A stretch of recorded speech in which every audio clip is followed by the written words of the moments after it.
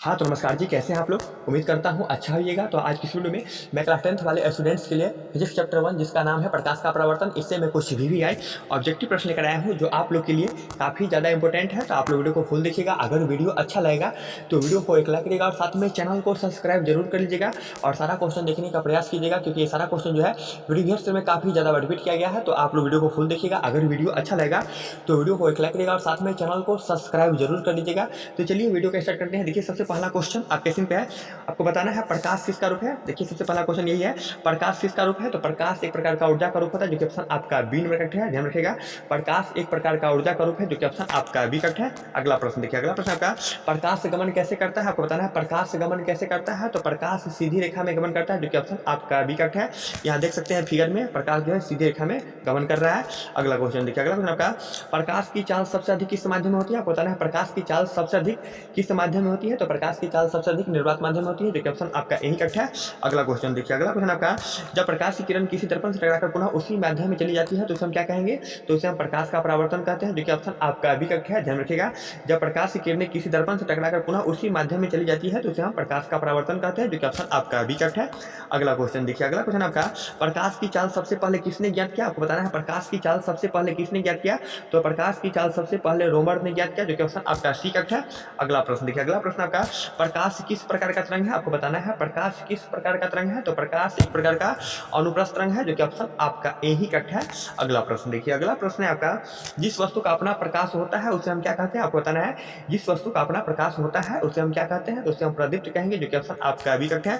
यहाँ पर देख लीजिए मोमबत्ती का उदाहरण दिया है और मोमबत्ती का अपना प्रकाश है, तो ये आपका प्रदीप्त वस्तु कहलाएंगे। अगला क्वेश्चन देखिए, अगला क्वेश्चन आपका जिस वस्तु का अपना प्रकाश नहीं होता है उसे हम क्या कहते हैं। आपको बताना है जिस वस्तु का अपना प्रकाश नहीं होता है उसे हम क्या कहते हैं। तो उसे हम अपरिदीप्त कहेंगे, जो कि ऑप्शन आपका करेक्ट है। यहाँ पर देखिए किताब का उदाहरण दिए हैं, तो किताब का अपना प्रकाश नहीं होता है तो किताब जो है अप्रदीप्त वस्तु होगा। अगला प्रश्न देखिए, अगला प्रश्न आपका वे किरण पुंज जो एक बिंदु से निकलकर फैलती है उसे हम क्या कहते हैं। तो उसे हम अपसारी किरण पुंज कहेंगे, जो कि ऑप्शन आपका बी करेक्ट है। ध्यान रखिएगा, वैसा किरण पुंज जो एक बिंदु से निकलकर फैलती है उसे हम अपसारी किरण पुंज कहते हैं, जो कि ऑप्शन आपका बी करेक्ट है। यहाँ पर देख लीजिए एक बिंदु से निकलकर फैल रहा है, तो ये आपका अपसारी किरण पुंज है। अगला क्वेश्चन देखिए, अगला क्वेश्चन आपका वैसा किरण पुंज जो भिन्न भिन्न दिशाओं से आकर एक बिंदु पर मिलता है उसे हम क्या कहते हैं। तो उसे हम अभिसारी किरण पुंज कहेंगे, जो कि ऑप्शन आपका सी करेक्ट है। ध्यान रखिएगा, वैसा किरण पुंज जो भिन्न भिन्न दिशाओं से आकर एक बिंदु पर मिलता है उसे हम अभिसारी किरण पुंज कहते हैं, जो कि ऑप्शन आपका सी करेक्ट है। यहाँ पर देख सकते हैं भिन्न भिन्न दिशाओं से आ रहा है और एक बिंदु पर कलेक्ट हो रहा है। अगला क्वेश्चन देखिए, अगला क्वेश्चन आपका वैसा किरण पुंज जो एक दूसरे के समांतर होता है उसे हम क्या कहते हैं।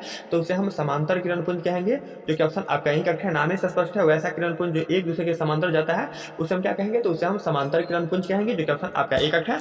अगला प्रश्न देखिए, अगला प्रश्न आपका प्रकाश परावर्तन के कितने नियम होते हैं। आपको बताना है प्रकाश परावर्तन के कितने नियम होते हैं। तो प्रकाश परावर्तन के 2 नियम होते हैं, जो कि ऑप्शन आपका एक करेक्ट है।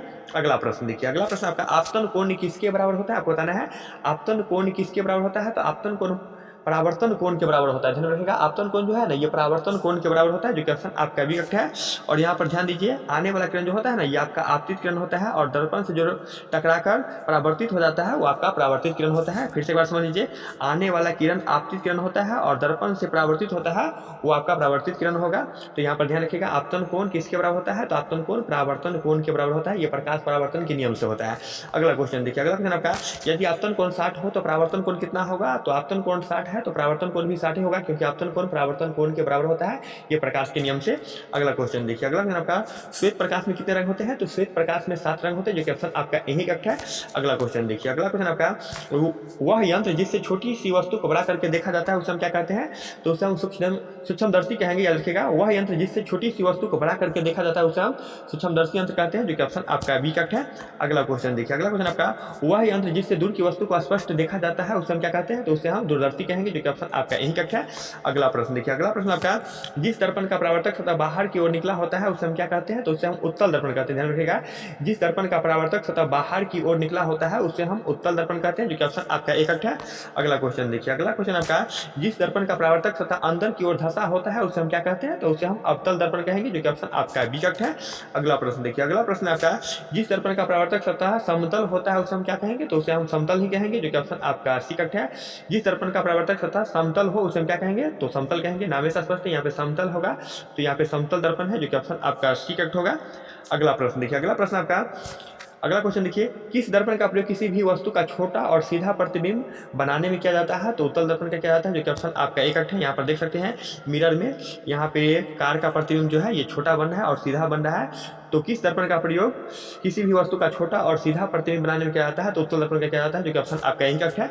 अगला क्वेश्चन देखिए, अगला क्वेश्चन आपका, मोटर गाड़ी के साइड मिरर के रूप में किस दर्पण का प्रयोग करते हैं? तो मोटर गाड़ी के साइड मिरर के रूप में उत्तल दर्पण का ही प्रयोग करते हैं, जो कि ऑप्शन आपका यही है। अगला क्वेश्चन देखिए, अगला क्वेश्चन आपका, चिकित्सा के क्षेत्र में किस दर्पण का प्रयोग किया जाता है? चिकित्सा के क्षेत्र में अवतल दर्पण का प्रयोग किया जाता है। ध्यान रखिएगा, चिकित्सा के क्षेत्र में अवतल दर्पण का प्रयोग किया जाता है, जो कि ऑप्शन आपका यही है। अगला प्रश्न देखिए, अगला प्रश्न आपका, दाढ़ी बनाने में किस प्रकार का दर्पण का उपयोग किया जाता है? तो दाढ़ी बनाने में अवतल दर्पण का प्रयोग किया जाता है, जो कि ऑप्शन आपका बी है। अगला क्वेश्चन देखिए, अगला क्वेश्चन आपका, मोटर गाड़ी के हेडलाइट तथा बैकलाइट में किस प्रकार के दर्पण का प्रयोग किया जाता है? तो मोटर गाड़ी के हेडलाइट तथा बैकलाइट में किस प्रकार का दर्पण का उपयोग किया जाता है? तो अवतल दर्पण का किया जाता है, जो कि ऑप्शन आपका बी है। अगला प्रश्न देखिए, यहाँ पर देखिए ये गाड़ी का हेडलाइट है और इसी प्रकार का पीछे भी होगा बैकलाइट। तो पीछे में बैकलाइट होता है, इतना समझिए, ये आपका हेडलाइट है और पीछे बैकलाइट होता है। तो उसमें किस दर्पण का प्रयोग करते हैं? तो अवतल दर्पण का प्रयोग करते हैं, याद रखिएगा। अगला क्वेश्चन देखिए, अगला क्वेश्चन आपका, दर्पण की लंबाई को क्या कहते हैं? तो दर्पण की लंबाई को द्वारक कहा गया है, जो कि ऑप्शन आपका यही होगा। ये देखिए दर्पण का लंबाई है। अगला प्रश्न देखिए, अगला प्रश्न आपका, वह रेखा जो वक्ता केंद्र से होकर, क्या है क्वेश्चन, एक मिनट, वह रेखा जो वक्ता केंद्र और ध्रुव से होकर गुजरता है उसे हम क्या कहते हैं? तो उसे हम प्रधान अक्ष कहेंगे, जो कि ऑप्शन आपका एक है। अगला क्वेश्चन देखिए, अगला क्वेश्चन आपका, वक्ता केंद्र और ध्रुव के मध्य जो बिंदु होता है उसे हम क्या कहते हैं? तो उसे हम फोकस कहते हैं, जो कि ऑप्शन आपका एक है। यहाँ पर देख लीजिए, ये वक्ता केंद्र को हम सी से सूचित करते हैं और यहाँ पर देखिए ये पी जो देख रहे हैं, पी को हम ध्रुव बोलते हैं और ध्रुव को पी से सूचित किया जाता है। तो यहाँ पर क्वेश्चन क्या कर रहा है, वक्ता केंद्र और ध्रुव के मध्य जो बिंदु होता है उसे हम क्या कहते हैं? तो उसे हम फोकस कहेंगे। देखिए वक्ता केंद्र और ध्रुव के बीच जो है, तो वक्ता केंद्र और ध्रुव के बीच कौन सा बिंदु है? तो ये फोकस है, तो फोकस कहाँ लाएगा, जो कि ऑप्शन आपका एक है। क्वेश्चन देख लीजिए क्या कह रहा है क्वेश्चन, वक्ता केंद्र और ध्रुव के मध्य जो बिंदु होता है उसे हम क्या कहते हैं? तो उसे हम फोकस ही कहेंगे। ऑप्शन आपका विकट है। यहाँ पर देख लीजिए सी है वक्ता त्रिज्या और यहाँ पे ये पी है ध्रुव और इसके बीच में फोकस है, तो फोकस ही कहलाएगा।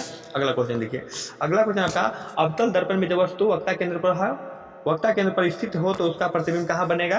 तो देखिए अवतल दर्पण में जब वस्तु वक्ता केंद्र पर होगा तो वक्ता केंद्र पर ही बनेगा, जो कि ऑप्शन आपका डी कट होगा। अगला क्वेश्चन देखिए, अगला क्वेश्चन आपका, उत्तल दर्पण में किस प्रकार का प्रतिबिंब बनता है? तो उत्तल दर्पण में कभी भी सीधा और छोटा प्रतिबिंब बनेगा, जो कि ऑप्शन आपका कौन सा करेक्ट होना चाहिए? ये होगा ऑप्शन आपका एक है। उत्तल दर्पण में किस प्रकार का प्रतिबिंब बनता है? तो उत्तल दर्पण में सीधा और छोटा प्रतिबिंब बनता है, याद रखिएगा। अगला क्वेश्चन देखिए, अगला क्वेश्चन आपका, अवतल दर्पण में कैसा प्रतिबिंब बनता है? तो अवतल दर्पण में सीधा और बड़ा प्रतिबिंब बनता है, जो कि ऑप्शन आपका सी कट है, याद रखिएगा। अवतल दर्पण में सीधा और बड़ा प्रतिबिंब बनता है, जो कि ऑप्शन आपका सी कट है। अगला क्वेश्चन देखिए, अगला क्वेश्चन आपका, किसी बिंदु से चलने वाली प्रकाश की किरणें दर्पण से परावर्तन के बाद जिस बिंदु पर मिलती है उसे हम क्या कहते हैं? तो उसे हम वास्तविक प्रतिबिंब कहेंगे, जो कि ऑप्शन आपका एक है। एक बार फिर से क्वेश्चन को देख लीजिए, किसी बिंदु से चलने वाली प्रकाश की किरणें दर्पण से परावर्तन के बाद जिस बिंदु पर मिलती है उसे हम क्या कहते हैं? तो उसे हम वास्तविक प्रतिबिंब कहेंगे, जो कि ऑप्शन आपका एक है।